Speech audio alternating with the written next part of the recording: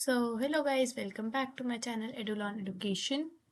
So, today we all would be studying with paragraph writing.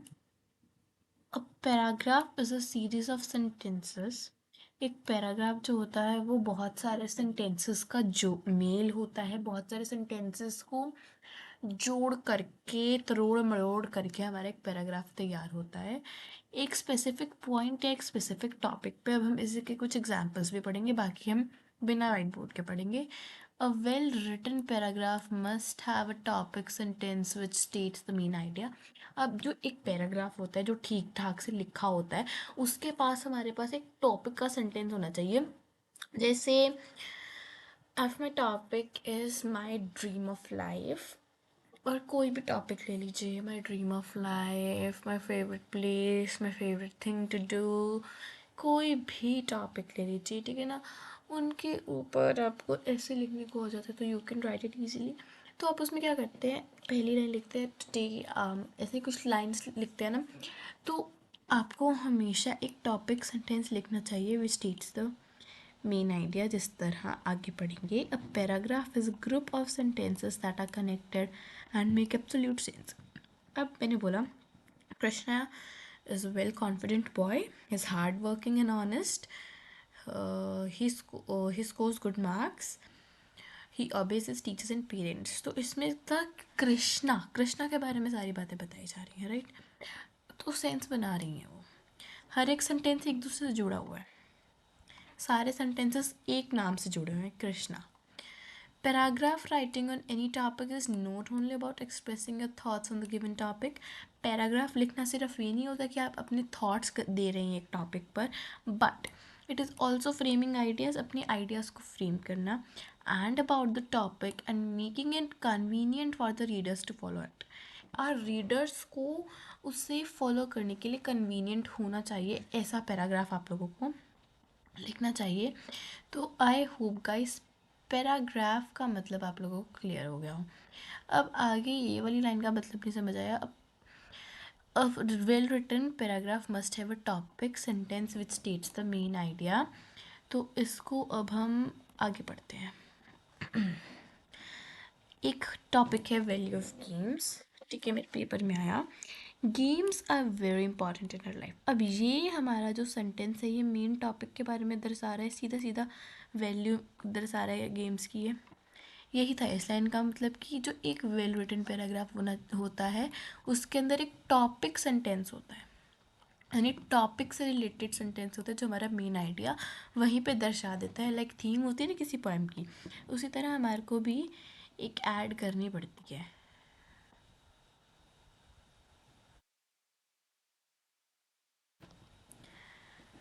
They keep us fit healthy and active. है तो सबको पता है कि जो गेम्स हैं वो हमें फिट रखती हैं, हेल्दी रखती हैं, एक्टिव रखती हैं, आलसी नहीं बनाती, लेज़ी नहीं बनाती, मोटा नहीं बनाती। Playing games help us stay strong and avoid illness. अब आजकल के बच्चों को क्या है, they only want phone, tabs, PCs for playing games. Instead, if they play games in the playground, they would be fit, healthy, active, and they would also stay strong and avoid illness. I would say the 90s generation, like हमारे जो mom and dad हैं उनकी जो generations हैं, they are the last generation जिन्होंने बाहर मैदानों में निकल कर खेला होगा ढंग से। Games like football, cricket and badminton also makes us energetic and happy। हम इससे energetic बनते हैं, happy बनते हैं। गेम हमें क्या क्या वैल्यूज सिखाते हैं, team work, discipline and patience. When we play we learn how to follow rules, we learn कि अगर ज़रा से भी लेट हो जाते हैं तो मैच मिस हो जाता है। They also help us relax and take a break from studies।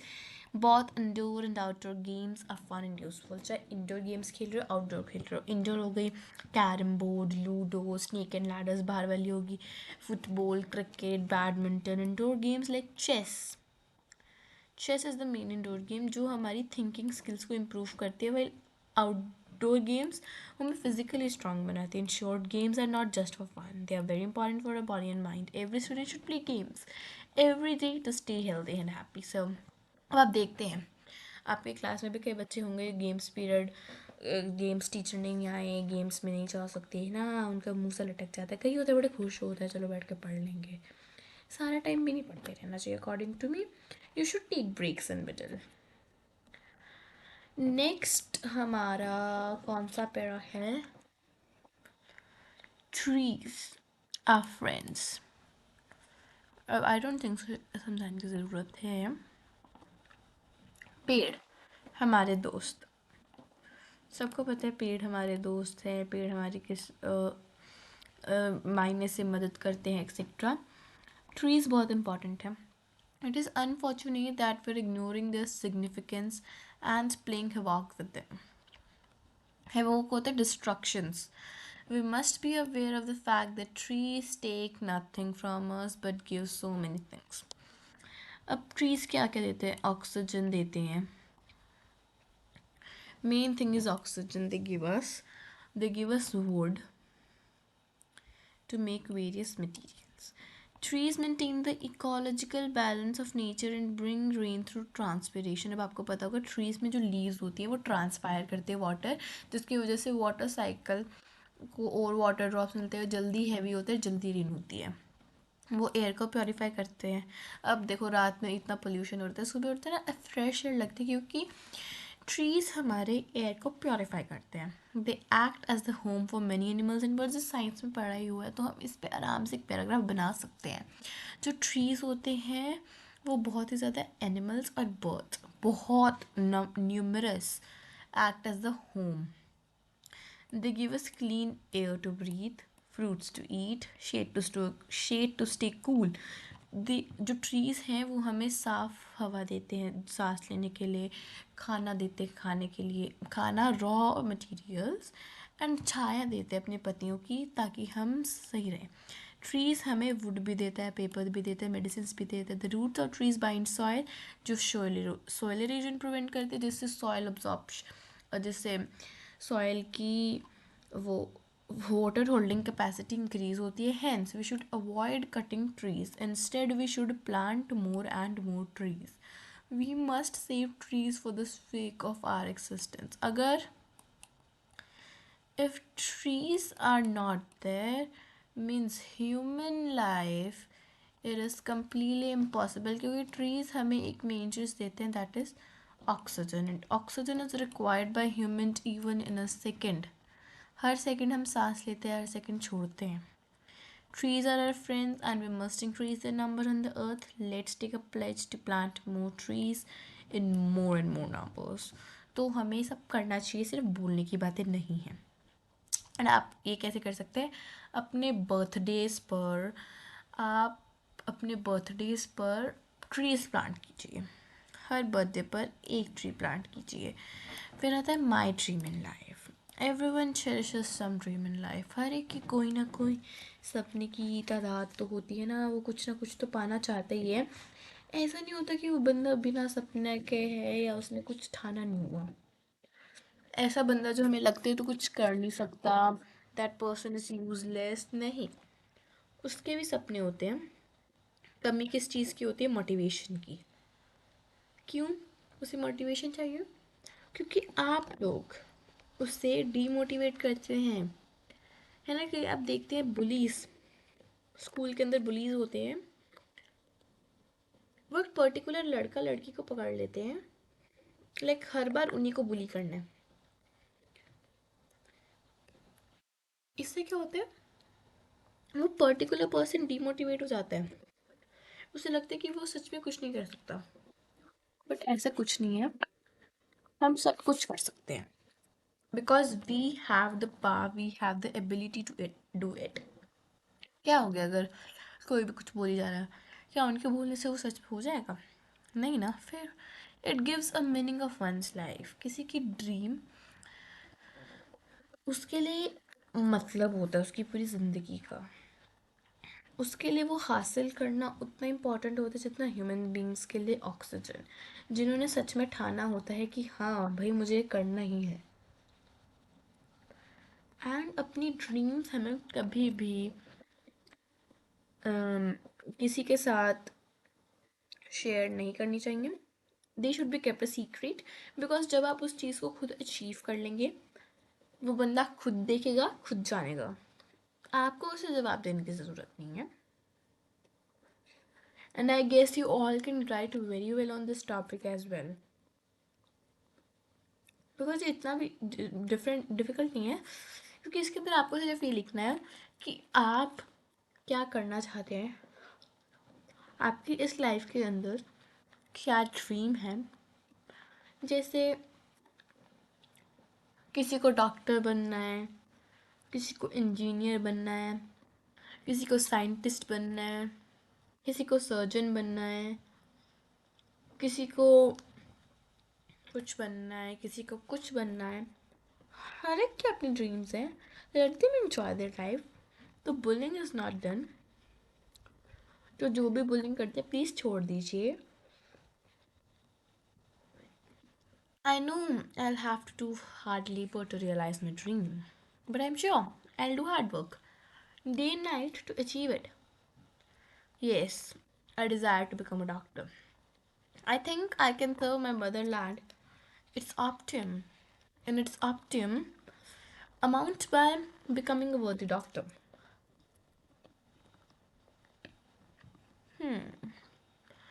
I have great sympathy with those who are unfortunately leading a very hard life.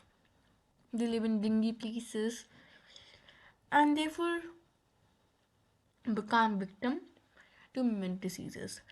अरे बोल रहे हैं कि मुझे पता है मुझे बहुत ज़्यादा मेहनत करनी पड़ेगी ताकि मैं अपने सपने को अचीव कर सकूं. और वो एक डॉक्टर बनना चाहता है.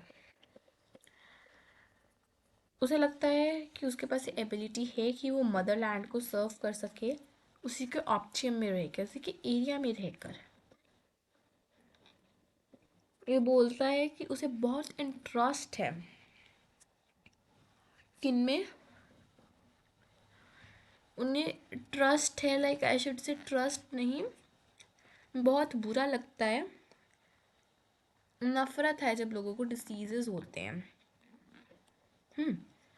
दे don't have enough money to go to the doctor. They are bound to suffer in helplessness. I want to serve these people. I would like to open my clinic in some rural area so that I may improve myself, helpful to poor villagers. वो बोलता है कि poor people के पास इतने पैसे नहीं होते हैं कि वो बड़े बड़े डॉक्टर्स में जाएं, बड़े बड़े डॉक्टर्स के पास जाएं और अपना इलाज कराएं. मैं इन लोगों को सेवा करना चाहता हूँ. मैं इन लोगों की, मैं एक रूरल एरिया यानी गांव वाले एरिया के अंदर अपना क्लिनिक खोलूँगा ताकि मेरी हेल्प से विलेजर्स की ज़िंदगी बदल सके. मैं और ऐसा परफेक्ट क्योर निकालूंगा कैंसर का, ठीक है, जिससे मेरा नाम हिस्ट्री में भी ऐड हो जाए. क्योंकि आपको पता है कैंसर कितनी डेडली डिसीज़ है जिसका अभी तक कोई भी इलाज नहीं निकल पाया है. तो this person wish to invent it. I dream a day when a society will be free from this fatal disease. ये उस दिन की कल्पना करता है जब कैंसर जैसी बीमारी होगी पर वो सबके लिए नॉर्मल बन चुकी होगी, यानी क्योंकि अब उसका क्योर आ गया. I dream a day I'm working hard in my studies. मैं पढ़ाई भी ध्यान से कर रहा हूँ ताकि मैं इन सब अपने सपनों में सक्सीड कर सकूँ. ठीक है. नेक्स्ट इज साडा रिपोर्ट राइटिंग दा चैप्टर है. तो what is a report? A report is a formal piece of writing that describes an event, incident, or activity in a clear and structured manner. It is usually written in the past tense and third person. अब देखिए जब आप report लिख रहे हैं तो हमेशा past tense और third person में ही लिखी जाएगी. Points to be kept in mind for writing the report writing. अब you all are having with 1 minute.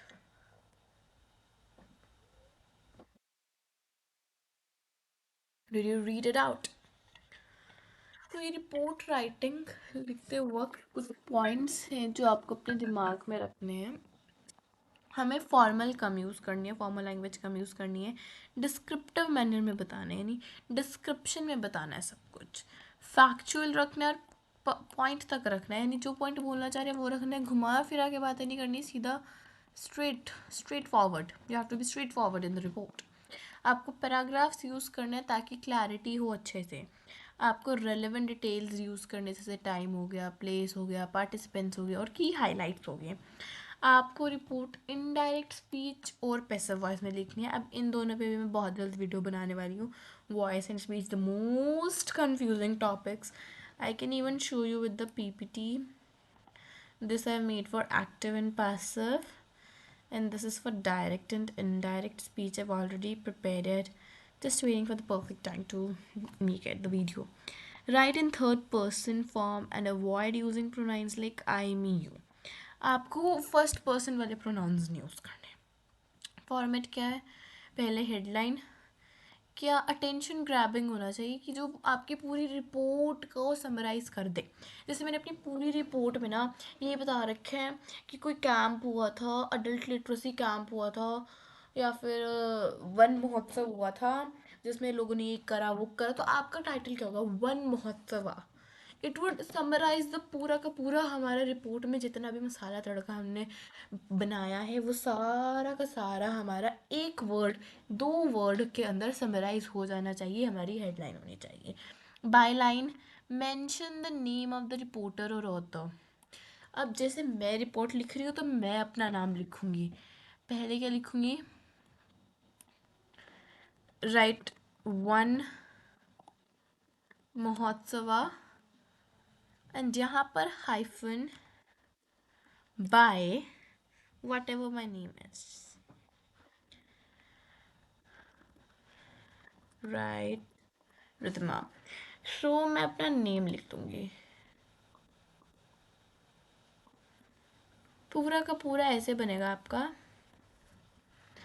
Date line, start with the place and date, example Baroda 20 November. अब मैंने ये बताना है वन महोत्सव कहाँ पे हुआ, क्योंकि अलग अलग जगह होता है वन महोत्सव, तो आप पहले ये बताएंगे कि कहाँ पे हुआ है। फिर डिटेल का सेक्शन बताएंगे, क्लियरली एड्रेस द फॉलोइंग, कब, कहाँ, व्हाट क्या, कहाँ, कब, क्यों, कैसे। आपने बताना है कि क्या सिचुएशन थी, क्या इवेंट था, क्या लोकेशन थी, क्या टाइम डेट था, क्या पर्पस था ये करने का, और क्या कैसे करा।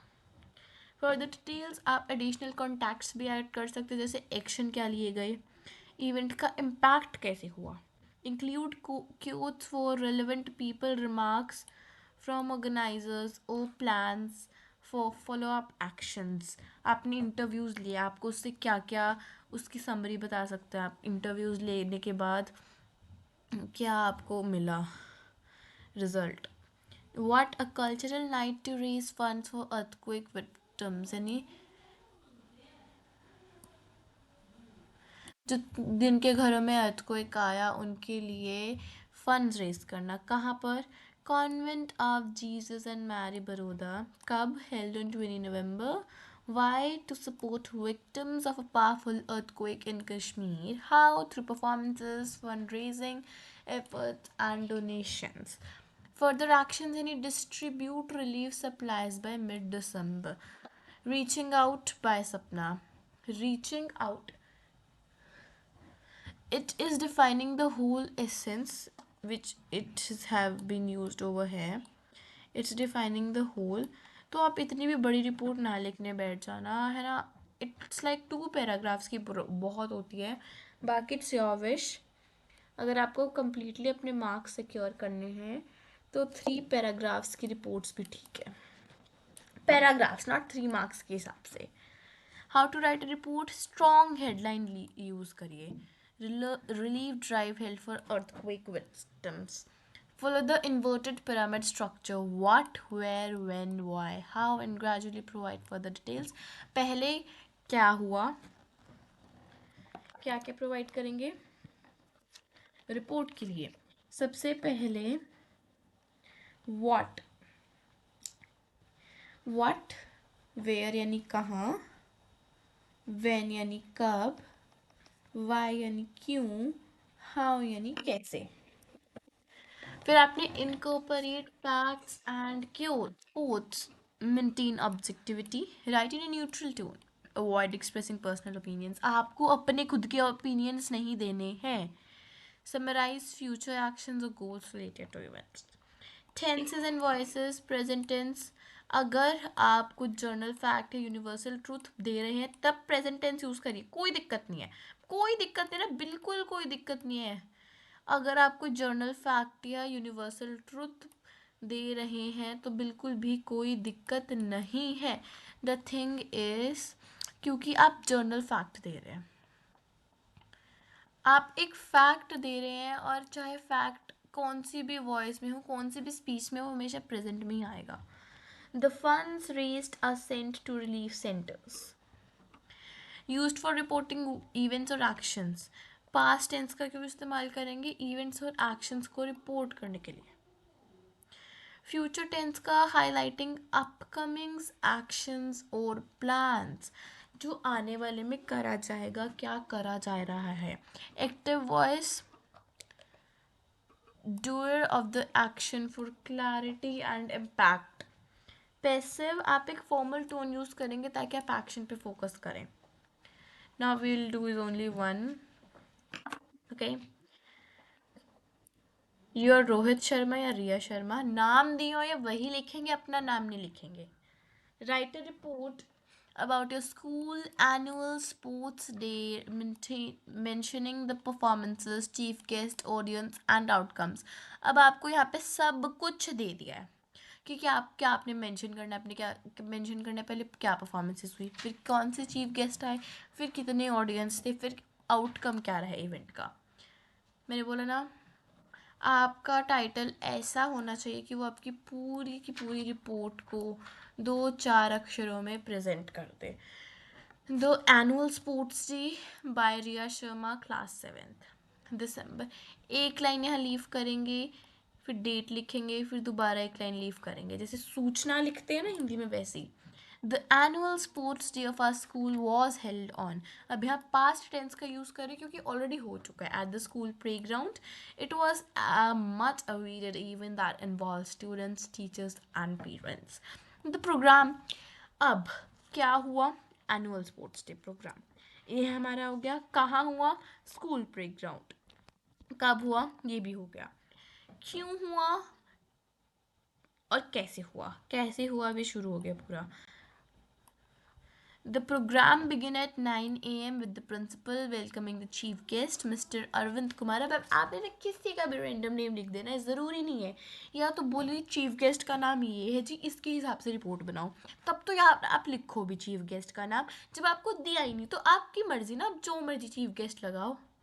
अब मैंने बताया था ना कि अगर दो के दोनों, अगर एक वर्ड हमारे दो कोमास के बीच में आता है, यानी अगर हम उसको हटा भी देंगे ना तो हमारे सेंटेंस की वो बनेगी sense. The programme began at 9 a.m. With the principal welcoming the chief guest who is a renowned athlete.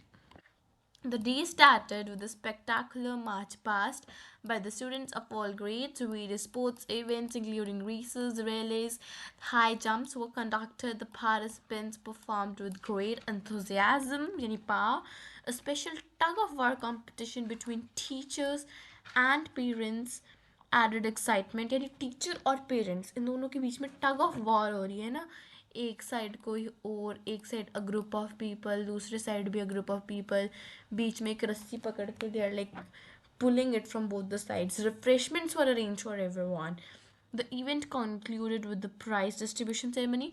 अब किससे ख़त्म हुआ? आउटकम बता रहे हैं कि जब इवेंट था वो ख़त्म हुआ प्राइज डिस्ट्रीब्यूशन सेरेमनी से। The chief guest raised the participants and encouraged everyone to stay active. The day was a grand success, leaving students and teachers with wonderful memories. ये हमारा आउटकम था इवेंट का। This was the outcome of अपना event, कि क्या हुआ event होने के बाद, क्या हुआ था। The day was a grand success. अब देखिए द डे वॉज क्यों लिखा है, क्योंकि हमने बोला है कि आपको रिपोर्ट के अंदर अपनी पैसिव वॉइस यूज़ करनी है। आप इसके अंदर एक्टिव वॉइस यूज़ इसीलिए नहीं करेंगे क्योंकि ये बीत चुका है, ये हो चुका है, right. So this was all for today, guys. Please like and subscribe if you like the video, and bye for now.